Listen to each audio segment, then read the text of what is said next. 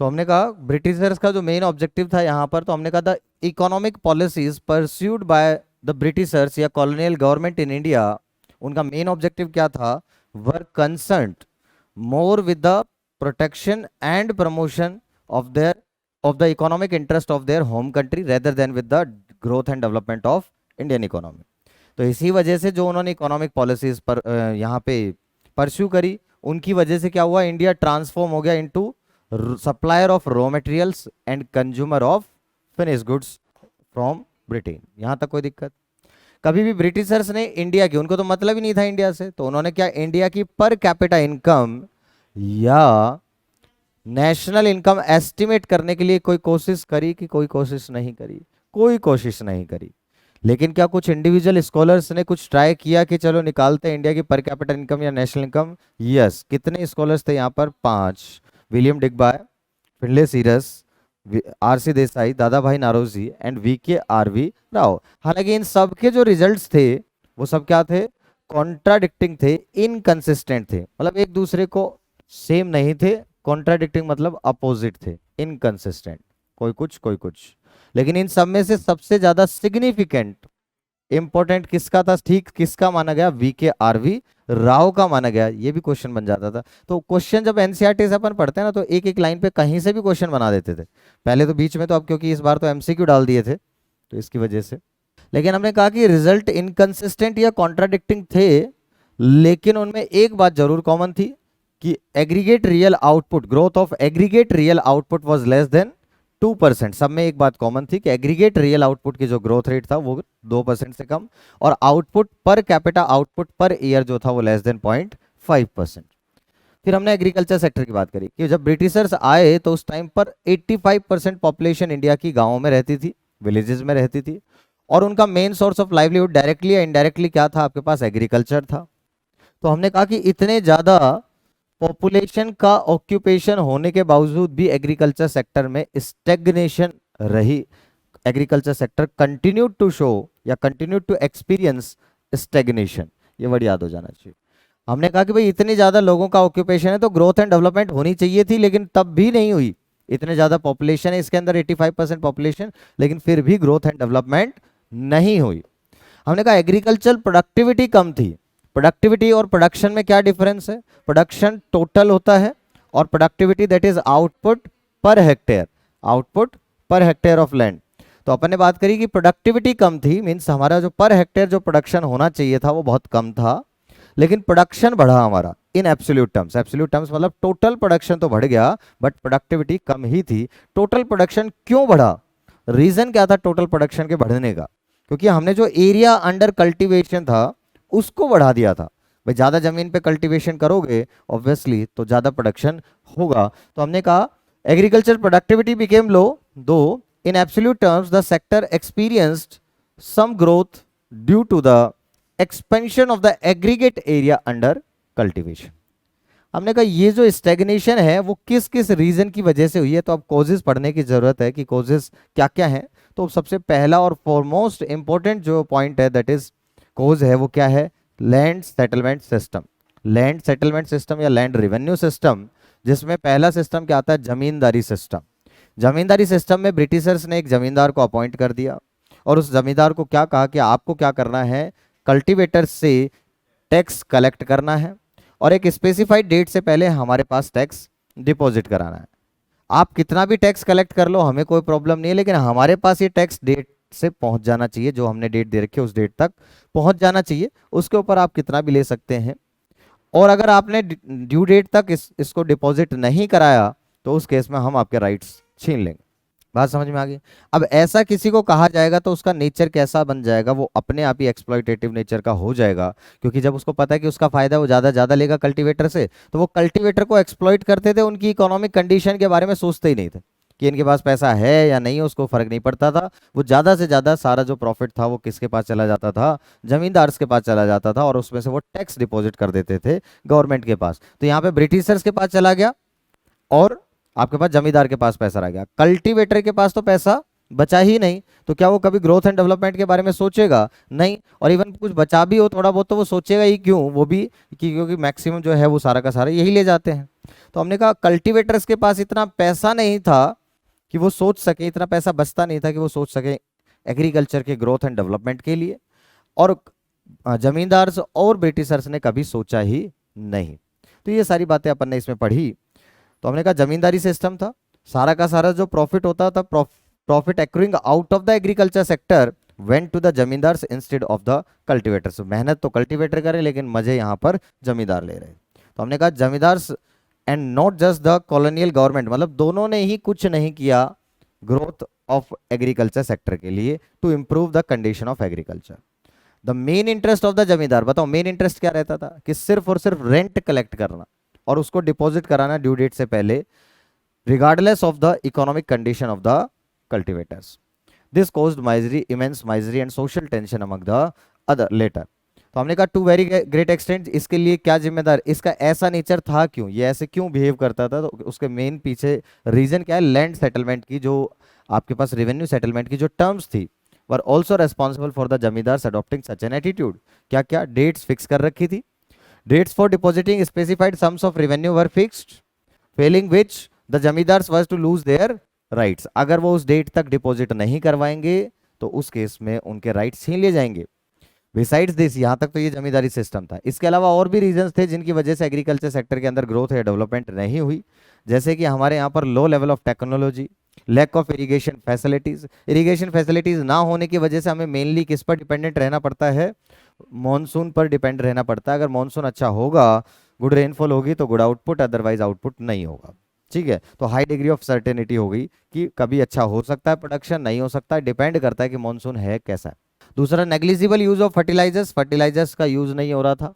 तो ये सारी चीजें और भी चीजें इसमें फिर अपन ने कहा कि कुछ चेंजेस आए कि फूड क्रॉप से कैश क्रॉप, ब्रिटिशर्स ने कोशिश की कि लोगों को फोर्स किया कि आप फूड क्रॉप्स के बजाय क्या ग्रो करें, कैश क्रॉप्स ग्रो करें, क्योंकि उनको चाहिए था अपने यहाँ इंडस्ट्री में डाइंग वगैरह करने के लिए। इसको बोलते हैं अपन commercialisation of agriculture. Commercialisation of agriculture का मतलब क्या है कि इस मेंटेलिटी को चेंज करना, production for the basic needs of the family, अपनी फैमिली के बेसिक नीड्स के लिए जो हम प्रोड्यूस करते थे उसको बोलते थे self production, production for self. अब उससे शिफ्ट कर गए मेंटेलिटी कि हम मार्केट के लिए प्रोड्यूस करेंगे। मैंने बताया पहले 85% पॉपुलेशन जब एग्रीकल्चर सेक्टर में थी तो मार्केट तो था ही नहीं ना, डिमांड तो थी ही नहीं। भाई जो 85% है वो सब अपने अपने लिए खुद प्रोड्यूस कर रहे हैं, तो मार्केट में कंज्यूमर थे ही 15%, और वो 15% भी इतना तो सब प्रोड्यूस कर ही लेते थे थोड़ा बहुत। लेकिन अब क्या हुआ है, अब जैसे जैसे एग्रीकल्चर सेक्टर के अंदर वर्कफोर्स कम हो रही है तो लेने वाले, खरीदने वाले लोग ज्यादा हो रहे हैं, तो लोगों की मेंटेलिटी है कि अच्छा मार्केट है, इस वजह से वो ज्यादा से ज्यादा मार्केट के लिए प्रोड्यूस करते हैं। तो this is known as commercialisation of agriculture. लेकिन इससे भी इन लोगों को कोई फायदा नहीं हुआ फूड क्रॉप्स के बजाय कैश क्रॉप्स ग्रो करके, क्योंकि एक तो इन्होंने को ब्रिटिशर्स ने लेना था। अब ब्रिटिशर्स किस प्राइस पे लेंगे वो तुम्हें पता है कि पहले एक्सप्लॉइट करेंगे। दूसरी चीज, वो जो पैसा इनके पास थोड़ा बहुत आएगा भी ना फूड क्रॉप्स, कैश क्रॉप्स को बेचकर, तो उससे इनको फूड ग्रेन्स खरीदने पड़ते, तो अल्टीमेटली सिचुएशन वही की वही रही, इससे कोई बेनिफिट नहीं हुआ। तो ये आपके पास एग्रीकल्चर सेक्टर था। फिर अपन ने इंडस्ट्रियल सेक्टर पढ़ना चालू किया। तो हमने कहा कि इंडिया, जैसे कि एग्रीकल्चर सेक्टर में आपने देखा ग्रोथ नहीं हुई, सेम चीज आपके पास किसमें है, इंडस्ट्रियल सेक्टर में भी ऐसा ही हुआ, ग्रोथ नहीं हुई। उसका भी क्या रीजन रहा कि इवन जिसमें ग्रोथ होना तो दूर की बात है, इवन जिसमें हम वर्ल्ड फेमस थे, वर्ल्ड वाइड मार्केट था हमारा हैंडीक्राफ्ट इंडस्ट्रीज का, वो भी ब्रिटिशर्स ने ऐसी इकोनॉमिक पॉलिसीज परस्यू करी जिसकी वजह से जो वो इंडस्ट्री भी डिक्लाइन कर गई। तो India could not develop a sound industrial base under the colonial rule even as the country's world famous handicraft industries decline. अभी डिक्लाइन क्यों हुई थी, उसका मेन रीजन मैंने आपको बताया था, डिस्क्रिमिनेटरी टैरिफ पॉलिसी। इन्होंने क्या किया, जो हमारी हैंडीक्राफ्ट प्रोडक्ट जो बाहर जाते थे उन पर एक्सपोर्ट ड्यूटी ज्यादा लगा दी। अब जब वो एक्सपोर्ट हम करेंगे तो वो बाहर महंगे ज्यादा जाएंगे, और जब हमारे गुड्स ज्यादा महंगे हो जाएंगे तो लोग हमारे गुड्स को नहीं खरीदेंगे, तो इससे हमारी फॉरेन डिमांड खत्म हो गई। तो फॉरेन डिमांड ऐसे अफेक्ट हुई। और डोमेस्टिक डिमांड कैसे अफेक्ट हुई कि बाहर से जो ब्रिटेन से जो मैन्युफैक्चर्ड, जो मशीन मैन्युफैक्चर्ड गुड्स थे वो इंडिया में जब आ रहे थे तो उनको ड्यूटी फ्री कर दिया, जिससे कि वो कम सस्ते रेट पर यहाँ आ गए, और अब उनको यहाँ पर कंपटीशन मिल रहा है। तो धीरे धीरे डोमेस्टिक डिमांड भी उन्होंने ऐसे खत्म कर दी। तो डोमेस्टिक और फॉरेन डिमांड पूरी खत्म कर दी, और इस तरीके से हमारी पूरी इंडस्ट्री क्या कर गई, डिक्लाइन कर गई। यहाँ तक बात समझ में आ रही है? तो हमने क्या कहा, the primary motive of the colonial government behind this policy of systematically deindustrialising, इसको बोलते हैं सिस्टमेटिकली, धीरे धीरे करके उन्होंने पूरी हैंडीक्राफ्ट इंडस्ट्री को डी इंडस्ट्रियलाइज कर दिया, मतलब खत्म कर दिया। इंडिया वॉज टू फोल्ड, ये क्या किया धीरे धीरे इंडिया को डी इंडस्ट्रियलाइज करने का मतलब जिसमें हम अच्छे थे उनमें भी हमने खत्म कर लिया। तो ऐसा क्या रीजन था, क्योंकि वो क्या चाहते थे कि इंडिया क्या बन जाए, एक्सपोर्टर ऑफ या सप्लायर ऑफ या एक्सपोर्टर ऑफ रॉ मटेरियल्स या प्राइमरी प्रोडक्ट्स। तो अपन ने कहा to reduce India to the status of mere exporter of important raw materials for the upcoming modern industries in Britain and to turn India into a sprawling market for the finished product of those industries। बताइए यहाँ तक कोई दिक्कत कि उन्होंने इस तरीके से किया। फिर हमने कहा so that their continued expansion could be ensured to the maximum advantage of their home country Britain in the unfolding economic scenario the decline of the indigenous. फिर मैंने आपसे बताया कि हैंडीक्राफ्ट इंडस्ट्रीज के डिक्लाइन करने की वजह से कितनी प्रॉब्लम अराइज हुई, दो प्रॉब्लम अराइज हुई। एक प्रॉब्लम तो क्या थी, जब हैंडीक्राफ्ट इंडस्ट्री डिक्लाइन कर गई तो अनएम्प्लॉयमेंट, क्योंकि हम वर्ल्ड फेमस थे, यहाँ पर काफी लोग हैंडीक्राफ्ट इंडस्ट्री में काम कर रहे थे, तो उससे क्या हुआ, हमारे पास अनएम्प्लॉयमेंट की प्रॉब्लम क्रिएट हुई। और दूसरी प्रॉब्लम क्या थी बताओ जरा, कि जो लोकली मेड गुड्स कोई अवेलेबल ही नहीं थे इस डिमांड को। भाई पहले तो हैंडीक्राफ्ट इंडस्ट्री लोग खरीद रहे थे हैंडीक्राफ्ट प्रोडक्ट्स को जो कि इंडिया में बने हैं, अब उन प्रोडक्ट्स को रिप्लेस, उस डिमांड को फुलफिल करने के लिए कोई दूसरा लोकली मेड गुड्स अवेलेबल ही नहीं था। तो इसको कहां से मेट किया, फिर ब्रिटिशर्स ने फायदा उठाया और ब्रिटिशर्स ने अपने गुड्स जो ब्रिटेन से बन रहे थे वो यहां पर लाकर बेचे। तो प्रॉब्लम अराइज हुई थी, एक तो मैसिव अनएम्प्लॉयमेंट और दूसरा कोई भी लोकली मेड गुड्स अवेलेबल नहीं था। इस डिमांड को, जो डिमांड क्रिएट हुई इनके जाने से, भाई जब कोई प्रोडक्ट की डिमांड होती है और वो प्रोडक्ट मार्केट में ना हो तो डिमांड तो कहीं ना कहीं कोई ना कोई तो फुलफिल करेगा, तो उसका फायदा भी उन्होंने ब्रिटिशर्स ने उठाया और अपने गुड्स यहाँ पर बेच दी।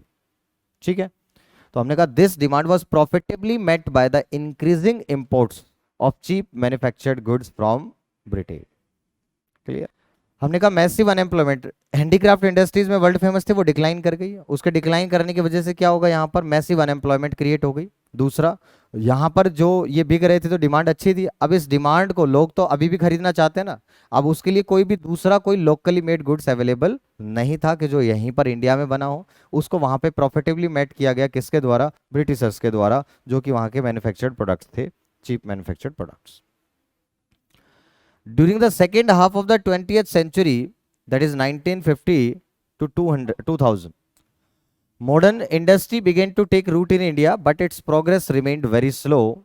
Initially, this development was confined. Mainly क्या हुआ, सिर्फ और सिर्फ जनरली सिर्फ सेटिंग अप हुई किस चीज के, आपके पास cotton and jute textile mills, है ना, second half of 19th century में। तो अपन ने कहा सेकेंड हाफ में ठीक है थोड़ा इंडस्ट्रियलाइजेशन कुछ बिगेन हुआ, लेकिन इसका प्रोग्रेस बहुत स्लो थी।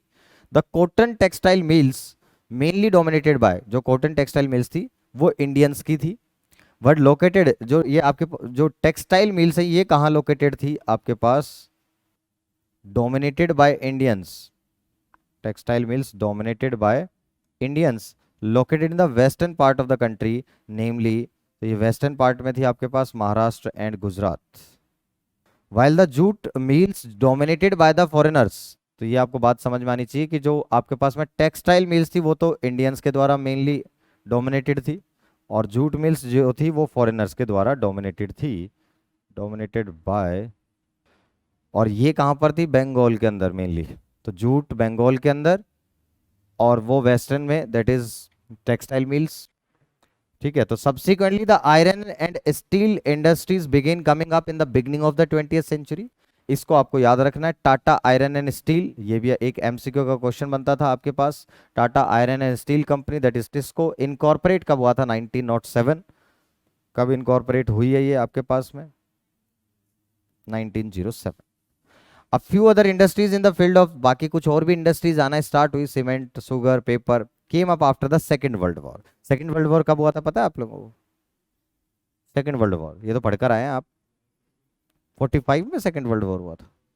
फर्स्ट कब हुआ था, 1921 के अराउंड रहा होगा, 29 से, दूसरा जो 39 है ना, 29 सेकेंड में 39, चलो ठीक। बताओ टिस्को कब इनकॉर्पोरेट हुई? 1907 में। और फिर कुछ और भी इंडस्ट्रीज आने लगी, लेकिन यहाँ पर कैपिटल गुड इंडस्ट्री नहीं थी, उन्होंने लगाने ही नहीं दी। कैपिटल गुड इंडस्ट्री उन्होंने इंडिया में सेटअप होने ही नहीं दी, क्योंकि अगर इंडिया में कैपिटल गुड इंडस्ट्री सेटअप हो जाती तो फिर इंडिया में रॉ मटेरियल को हम यहीं कन्वर्ट कर लेते ना फाइनल गुड्स में। तो प्रॉब्लम यही थी कि इंडिया में इन्होंने फिनिश गुड्स की industry, that is capital good industry, नहीं लगने दी, जिससे कि हम अपने रॉ मटेरियल को फिनिश गुड्स में यहाँ पर कन्वर्ट ना कर पाए और हमारी मजबूरी बन जाए इसको ब्रिटिशर्स को बेचना, है ना, ये मजबूरी बन जाए। To help promote further industrialisation, capital good industry क्या करती है? फर्दर इंडस्ट्रियलाइजेशन में हेल्प करती है। क्यों? क्योंकि ये ऐसे गुड्स प्रोड्यूस करते हैं जिससे कि दूसरे गुड्स का प्रोडक्शन होता है। कैपिटल गुड्स होते ही क्या है? ऐसे गुड्स होते हैं जिनसे कि दूसरे गुड्स का प्रोडक्शन होता है। तो there was hardly any capital goods industry to help or to help promote further industrialisation in India. Capital good industry का मतलब क्या है? Industries which can produce machine tools which are in turn use for the production of other articles of current consumption. बात समझ में आ गई? Capital good industry कौन सी होती है? तो ऐसी इंडस्ट्रीज जैसे कि जो मशीन टूल्स प्रोड्यूस करते हैं, मशीन्स प्रोड्यूस करते हैं, जिनसे हम दूसरे गुड्स का प्रोडक्शन करते हैं। The establishment of a few manufacturing units here and there was substitute to the near wholesale displacement of the country's traditional. इतनी हैंडीक्राफ्ट इंडस्ट्री जो जिसमें हम फेमस थे वो डिक्लाइन कर गई। अब ये उसका सब्स्टिट्यूट नहीं था ना, थोड़ी बहुत इंडस्ट्री आ गई, तो उससे इसका कोई फायदा नहीं हुआ। Furthermore, the growth rate of the new industrial sector and its contribution to the GDP or gross value added remained very small. Another significant drawback of the new industrial sector was the very limited area of operation of the public sector. एक ये था कि यहाँ पे public sector का आपके पास बहुत कम रोल था। ब्रिटिशर्स के टाइम पर पब्लिक सेक्टर अंडरटेकिंग्स बहुत कम थी, ना के बराबर। तो हमने कहा another significant drawback of the new industrial sector was the very limited area of operation of the public sector. This sector remained confined only to the railways. Public sector सिर्फ किस किस में रहा? Railways, power generation, communication, ports and some other departments.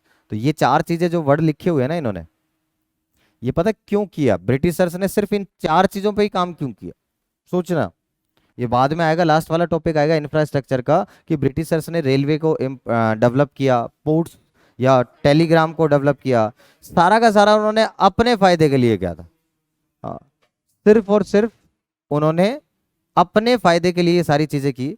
Telegram, post, communication को उन्होंने इसलिए develop किया ताकि उनका एडमिनिस्ट्रेटिव कंट्रोल बना रहे, उनके पास इंफॉर्मेशन जल्दी पहुंच जाए और वो उस पर कंट्रोल रख सके। उन्होंने रेलवेज इसलिए डेवलप करी ताकि जो ब्रिटेन से जो गुड्स आ रहे थे उसको पूरे इंडिया के अंदर अपने मार्केट डेवलप कर सके, इंडिया में जगह जगह भेज सके सस्ते ट्रांसपोर्टेशन से।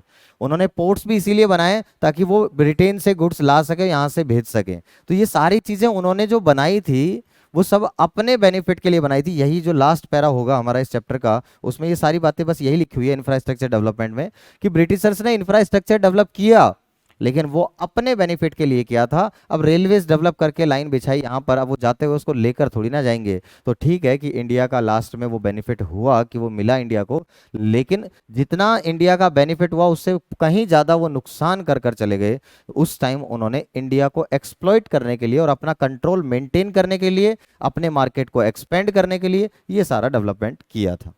क्लियर है? उनका ऑब्जेक्टिव कभी भी इंडिया का ग्रोथ एंड डेवलपमेंट करना नहीं रहा। तो ये बात आपको यहां तक समझ में आनी चाहिए।